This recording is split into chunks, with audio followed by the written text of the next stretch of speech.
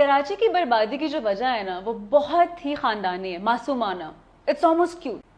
अब चुप रहते हैं। तो ये नाइंसाफ़ी के खिलाफ चुप रहने का जो कल्चर है ना, ये लाइफस्टाइल बन गया हमारा।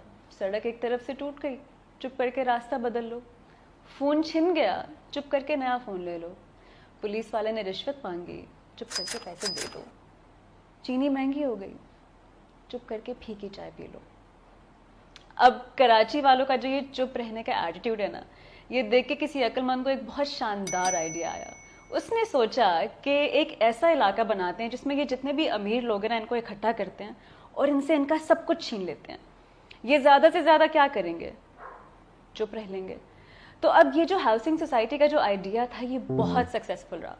लोगों से बिजली छीन ली तो उन्होंने जनरेटर लगवा लिए, पानी बंद कर दिया तो उन्होंने टैंकर डलवा लिए, पानी बंद कर दिया लेकिन पानी का बिल भेज दिया, लोगों ने बिल अदा कर दिया।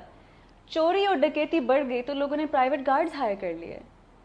तो जुल्म के खिलाफ कोई कुछ ना बोला और सब हंसी खुशी चुपचाप जिंदगी बसर करते रहे। डियर कराची,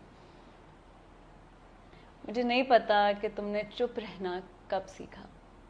तब जब बचपन में तुम्हें सवाल करने से रोका गया, या शायद तब जब तुम्हें एहसास हुआ कि दीवारों पे पान की पीकों के बीच मासूम खून भी है, या शायद तब जब तुम्हारे सर पे किसी ने पिस्तौल रख दी और तुम्हारी जान और माल के बीच में से कुछ एक चुनना पड़ा।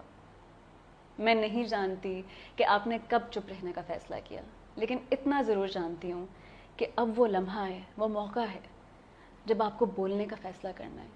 मैं नहीं जानती कि आपके बोलने से कितना फ़र्क पड़ता है, लेकिन इतना तो अब आप भी जानते हैं कि एक कतरे में कितनी ताकत होती है। कतरा कतरा मिला के दरिया बन ही जाता है।